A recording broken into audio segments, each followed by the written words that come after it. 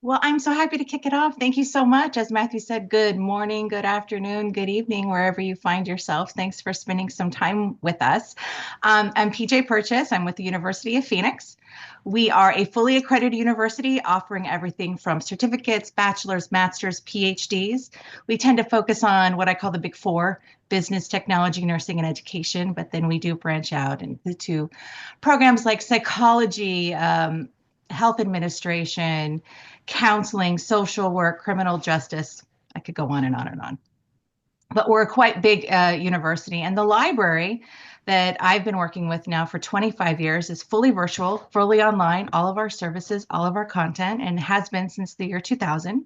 We provide access to over 125 research resources, research tools, reference services, one-on-one consultations, interlibrary loans, webinars, in-class instructions, on-demand help resources in the form of guides, toolkits, videos. We're responsible for the course reserves. We provide research for training our faculty. I could go on and on and on, but we are a library just like you guys are. We're just virtual. So, as the university librarian, I oversee a small but mighty team of 13. We have 11 librarians, two paraprofessionals. We have 10 full time, and three of them are part time. And together, we service a worldwide population of students, faculty, and staff, and over 1 million alumni. Presenting with me today is Nicole Tassinari. She's our Associate University Librarian overseeing content development. So I will kick it over to her and let her take it away. Thank you, PJ, and thank you for inviting us today. I'm going to jump right in because I think PJ already gave a very succinct description of what we do and where we come from.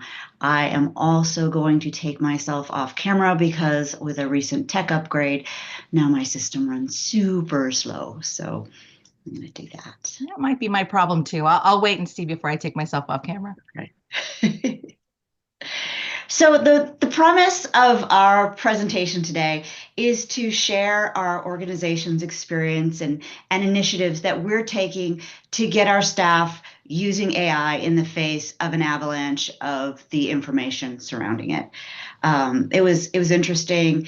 We pulled this quote from the Librarian's Future Report, and we didn't read this quote until after we had outlined our presentation, but it seems to support our team's view of AI. As we have encountered both ambivalence and opposition to incorporating AI into our workflows. So anecdotally, we're aware that many of our peers in other libraries are struggling with the same resistance that we are. So we decided to turn a magnifying glass on ourselves, and we dug deeper, and we found that there were some common fears and misconceptions to using AI, which we have translated with a little tongue in cheek into a morality play of sorts for you. As PJ stated earlier, we have a relatively small staff, and we have worked hard and consciously cross-trained that staff to maximize everybody's skills. So while they don't have much time, they have been participating in webinars and trainings about using AI over the past year and a half. And they also receive updates on university initiatives. And they've dabbled a little bit in things like creating some outlines for blogs or for guides or maybe teasers for those blogs, but just dabbling. So our AI journey, or our performance, so to speak, really starts at the very beginning. And our goal when we started was to not necessarily make our staff, immediately experts or super productive, but to just get started. So Act One, Scene One finds us as library managers investigating the actual uses of AI amongst our staff. And we were under the misconception that because our staff were taking these webinars or reading the materials, that they were adopting AI into their workflows. And this wasn't the case, at least not across all staff. And there were very different levels of comfort with AI. We identified three common fears and misconceptions among the staff. The first involved the institutional rules and using AI correctly. So that the University of Phoenix has a closed system using Copilot, and the university's intellectual property concerns dictate that AI work such as like, for example, like email reviews or email consolidation or assignment reviews or creation have to be done through Copilot. So some of the staff were worried about entering the wrong information or asking Copilot to do something that would violate these rules. The second fear involved privacy. We do have staff that express concern about entering any kind of personal information into an AI tool, closed system or not. And the third fear was the fear of making mistakes. They felt that they hadn't been trained on how to perform specific tasks, and it would take more time than they had available to become proficient enough to produce quality work. So, as a result, we saw that these fears kind of resulted in resistance behaviors in the form of avoidance and dismissal and being overwhelmed. In avoidance, they were, reinventing workflows using AI. It takes a conscious effort. You have to kind of think, oh, maybe I can do this with AI. And they expressed the idea that it's initially too much work to do that. In using AI to streamline some tasks was just not an automatic consideration. When they did use it, there was a frustration with initial results that weren't accurate or off base, and they dismissed its usefulness. And finally, they were overwhelmed. At this point in the life cycle of AI, things are, as we've discussed, are moving very quickly, and they felt that should they choose to go out of Copilot and use it, there were so many options that they were paralyzed almost into not using it. So upon reflection, we realized that these were natural responses that were limiting its use. And until recently, we really hadn't confronted these fears and resistance as a department. Instead, we had simply encouraged staff to, try AI, use AI. And it hadn't really occurred to many of us that this lack of direction, rather than being freeing, was overwhelming and intimidating to many of the staff. So Act Two brings us to acknowledging that we had some challenges to overcome. And the initial challenge was just to get started. We had to recognize that there was kind of a difference between practice and theory. As I said, our librarians had been attending webinars, they'd been reading the articles, and felt, that they had been introduced to AI, but they told us that what they lacked was instruction on practical applications or concrete examples on where to start. Another challenge was the learning curve and the time constraints. Working effectively with AI, as many of us have learned, takes time. And we're a lean department with individual staff members wearing multiple hats. As I said before, we're cross-training. So some of our tech team does reference, our reference does content development. And this is just another hat. So to many of them, they see this as another task they have to add to an already full agenda. And finally, we had to address that fear of failure. In our workflows now, without AI, we try to incorporate some redundancies and reviews to catch mistakes, especially in the public-facing products that we produce, the guides, the blogs, the presentations. And these act as a safety net against failures. And they didn't feel like they had that so much. But in general, no one wants to fail. In some cases, with some of our company-wide platforms that we use, like Teams or Asana, which is a project management software, there's a potential to fail on a larger, more public level. So where to start? There are three components that we adopted to get our staff started in using AI and incorporating it into our daily workflows. We introduced some low-risk tasks that they could try. We embraced failure, and we engaged in a lot of peer learning. And we'll walk through each of these next steps. So The first one is we talked with staff about incorporating AI into low-risk tasks. Um, we had an initial discussion with the group on how they were using it outside of the library. And as an icebreaker, this led to our reference and research manager sharing her little poem on how to remind her husband to restock the bathroom toilet paper. And this kind of was an icebreaker, and it led off to other discussions on staff that, some of them were using it to draft food plans and macros. They're creating vacation plans or scheduling their days. And our tech staffer, who is obviously more comfortable using technology than some of the others, was explaining to us how he was using it to try to build a Bigfoot tracking app.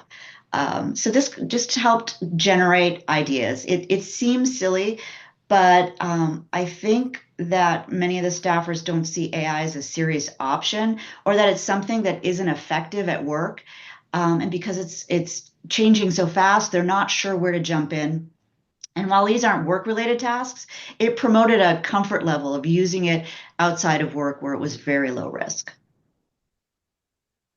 So back in the library, the low-risk tasks we promoted as the simplest of AI tasks, and we suggested to our staffs that they use it on some of the tasks. I think you're a step ahead, PJ.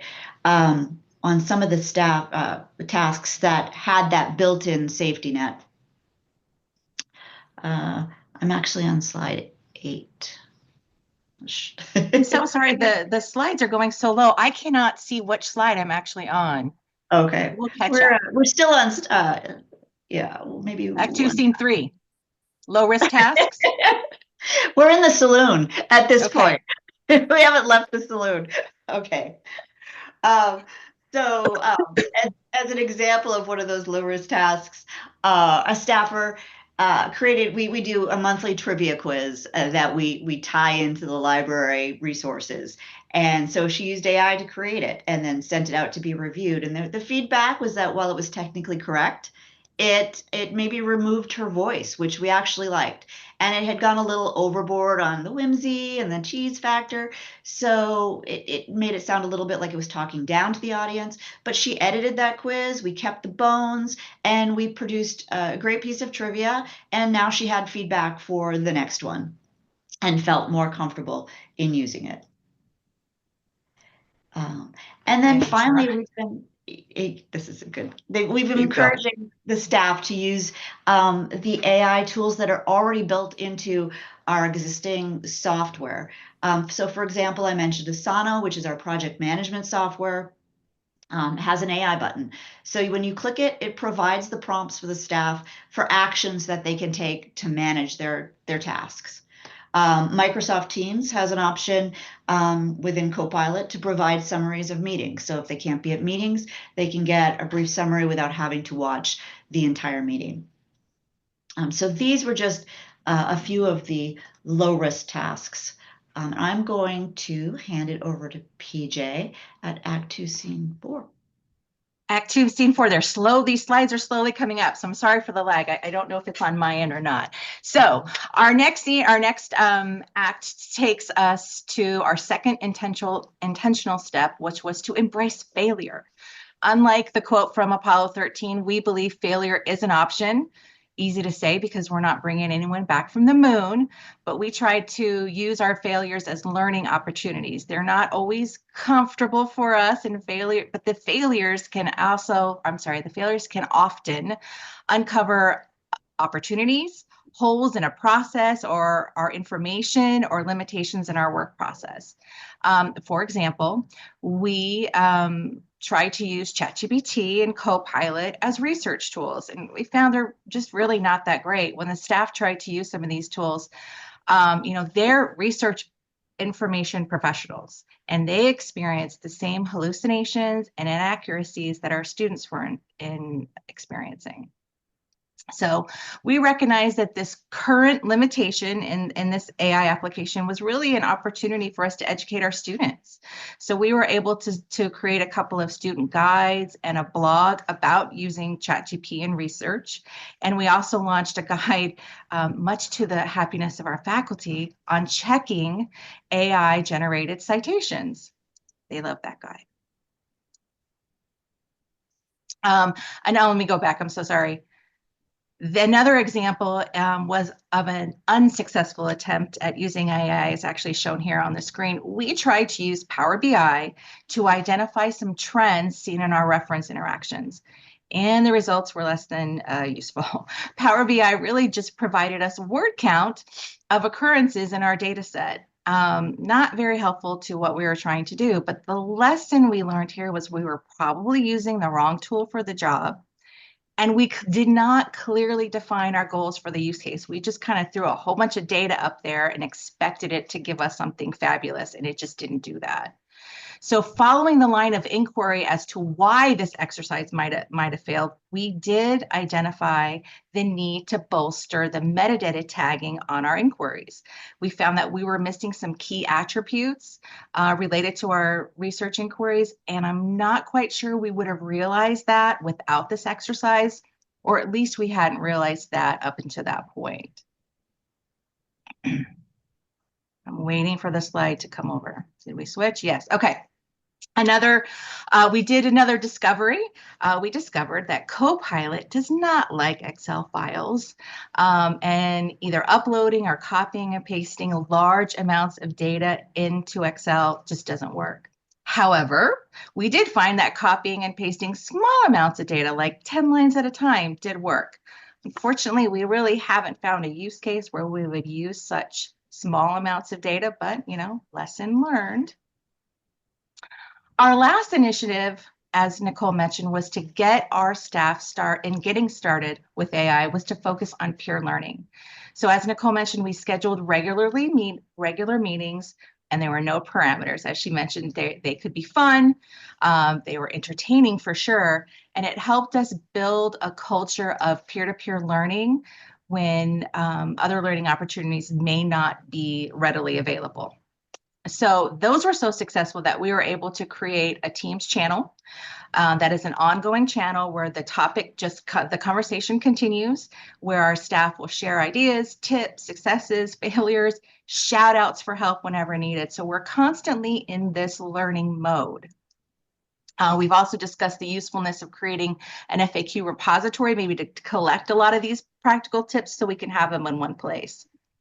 I will tell you that there was an added bonus to this activity as well. As being a virtual library and we all work virtually, we don't get to see each other or spend a lot of time together. So this was a great learning activity as well as being a staff engagement activity for a virtual workforce. So we talked about some failures.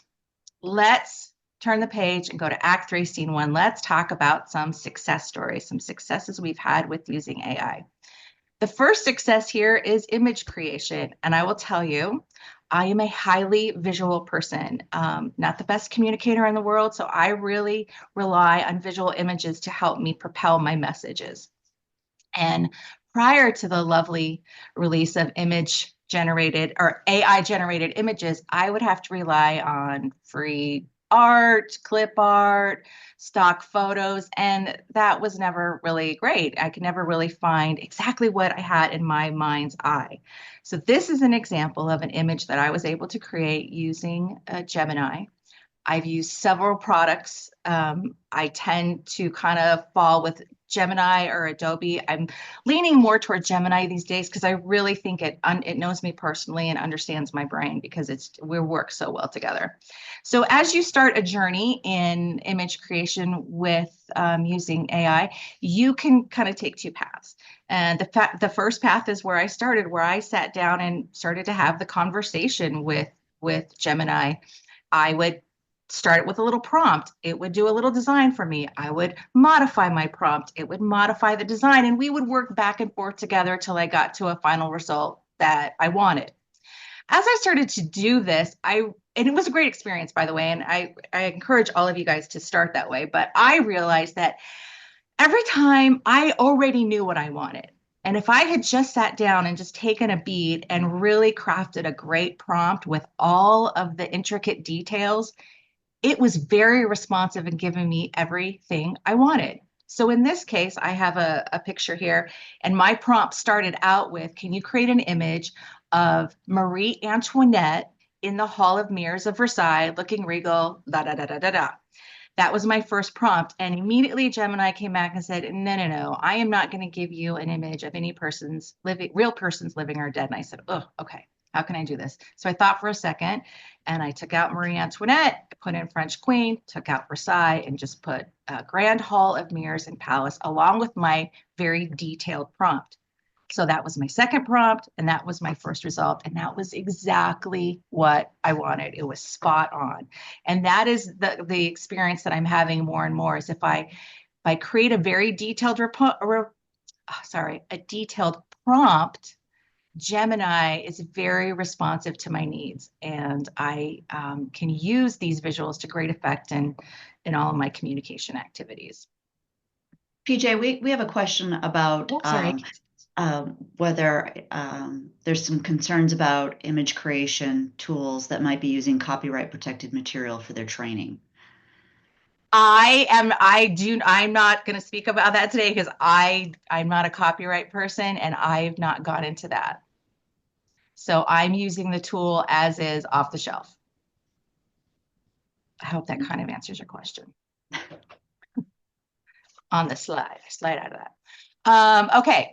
The second success that we've had a minute ago, remember I talked about using Power BI and how that failed, and we were not able to use it to analyze the reference material or the reference questions as we wanted to. So we said there was probably two things wrong with that. We had the wrong tool and we were not focused on what our question was. So picked another tool, picked Notebook LLM. I'm using the plus version for this example. So that is the paid version. And I've used it in the past and I know that it's really good at analyzing large data sets. So to start, I had to think about, okay, what's a pointed question here? What can I use it to do? So I thought, oh, you know what? I want to see what are the trends in the questions we're getting from our nursing students. So using SpringShare, I isolated a set of reference questions that come just from our nursing courses and that happened over a 3-year period. So already I have a discrete set of information. After removing all of the personally identifiable information, because I can't share that outside my company, I was able to upload a PDF of just the questions themselves. Once I uploaded my data set, Notebook then immediately provided me an in-depth analysis of that data, and it went way beyond simply telling me how many times a word was repeated. I quickly understood the trends and it broke it down into 9 different topic areas for me.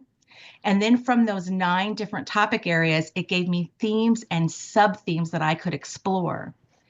Notebook also, at least this version, also provides a mind map. So using the mind map feature, I delved into one particular category, which was the category of research methods and concepts.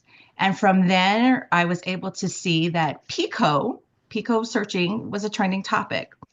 I clicked on that topic. You can see it's kind of there in the green. I was able to click on that topic link in Notebook and it reran another analysis for me on just those set of questions. It gave me a really good in-depth summary of the sub-themes in that category. And like other really good LLM products, it cited its sources. So it guided me to the actual student inquiries so I could understand exactly what the student was asking for in the student's word. So now I had the summary, the analysis from Notebook, and then I was able to back it up by reading the actual student questions. So using this process, I saved a lot of time. I was able to identify a need for our students, and we were able to spin up a webinar and a couple of guides around PICO. Now, had I tried to do this without Notebook, I would have spent countless hours reading through hundreds of inquiries and using my little brain to figure out the trends, figure out the themes and the sub-themes to identify a need. But what Notebook let me do is it did all the heavy lifting for me, and it left me time for analysis using my own judgment and skills to deep dive into the data and act accordingly. So success. Let's see if I can go to the next page. Yay, it looks like it's changing. Okay. Another success story. This actually just happened within the last few weeks. Our tech librarians were being notified that a lot of our government website links throughout the library and in courses were breaking. Things were moving. So, you do the first two and you think, okay, well, I'll just fix them. But as we started to see a trend, I have a very proactive staff. And so they decide there's a problem here. Let's investigate it and correct it. So in the past, they would have gone to SpringShare, ran a list of all of the URLs that we are currently using in our library that ended in a .gov, and then go through that list one by one, and validate them. So this time we said, hey, can we use AI to help us with this problem? So we were able to use Copilot, and we downloaded our list of URLs out of SpringShare, uploaded it to Copilot, and asked it to validate the links. And it did. What it did is it went through and checked all the links and gave us a list of these links are resolving to content, and then these links are resolving to dead pages. That saved my staff tons of time. It allowed us to focus our work on just replacing the content that was lost or finding another avenue for it. And not only did we save a lot of time, we were able to improve our student experience because our students weren't led to dead pages. We quickly identified a problem using AI, got to a resolution before more students and faculty were inconvenienced with dead links. So another success there. Moving the page. Wow, it's slow on my end. I hope it's not that slow on your end. It's really slow. Another quick win in using AI is creating presentations. We all are used to giving the old PowerPoint, Prezi, Canva presentations. We do it almost weekly in the way we communicate with others. I had created a strategic outreach plan, and it was in Word, and it was boring and basic and bland, and I had to communicate that out to my staff. Well, I said, okay, let's punch it up. Let's use some visuals. And instead of me sitting down and creating a whole slide deck from scratch, in this instance, I used Presentations AI. I uploaded my Word document, and within 30 seconds, Presentations AI came back with a very usable slide deck. I read through it. I made a few word tweaks here and there, and I think I rearranged one or two slides.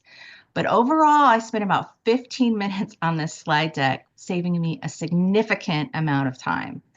So another example where AI is doing some heavy lifting for us, giving us time to focus on the more important things. Slide change. And as you noticed probably in our successes, that using AI to save time is certainly a theme. And here's one more way you can dip your toes into AI usage by using the tools you use every day. A lot of them now are integrating AI tools within them. As I think Nicole mentioned earlier, you can use AI to manage your emails, and this can be especially helpful when returning to work after a break. It can allow you to sift through tons of emails, identify what's urgent and what can wait, and helps you prioritize your day. I happen to receive a high volume of emails every day. I am not a particularly organized person. Shocker. So I found that I can quickly use Copilot to help me update me on maybe my last communication with a specific person or all the communication around a particular project. So again, this is saving me time and providing me the information I can use to move myself forward in the day. Now, if you happen to be a net zero inbox person, this probably won't work for you. Or if you're a highly organized person, you probably don't need this. But if you're like me and a little overwhelmed every day, it's a great tool to save you some time.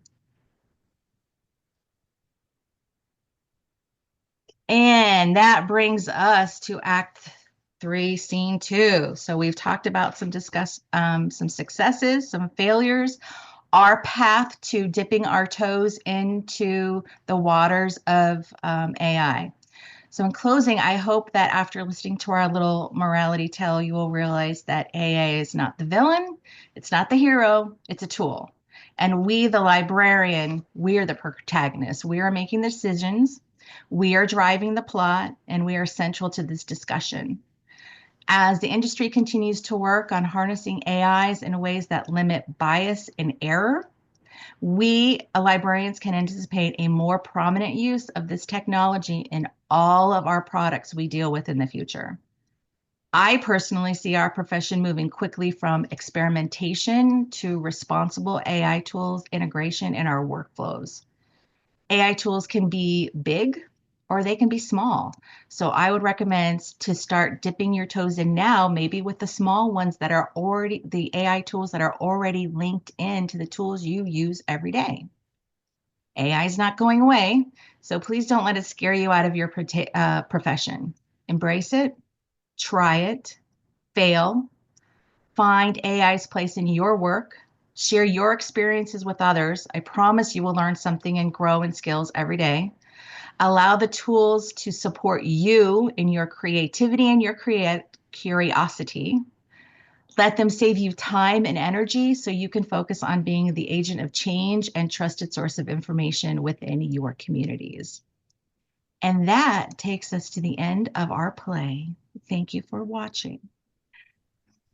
Thank you so much for that, PJ and Nicole. That was absolutely fantastic. And I'm sure I can see that there are comments coming in the chat. So I think everyone's been really engaged with that, and I'm sure that what you said, particularly around failure, will resonate with a lot of people. Kind of the philosophy that I try to take into these things is that you only actually fail if you don't learn anything from it. Otherwise, it's not really a failure. Agreed. It's just that it's you chalk it up to a lesson, and that's it. Um, but yeah, thank you so much to both of you. That was absolutely fantastic. Really appreciate it. Thank you. Thank you for having us.